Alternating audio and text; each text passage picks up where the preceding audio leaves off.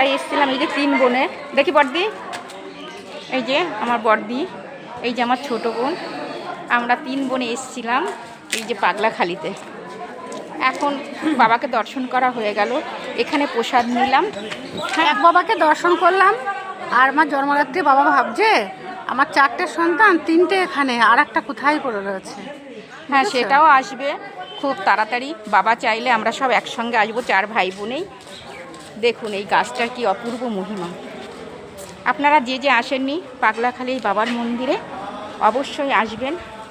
গাছের ভেতর দিয়ে মন্দিরটা উঠেছে, আপনারা যারা এসছেন তারা জানেন।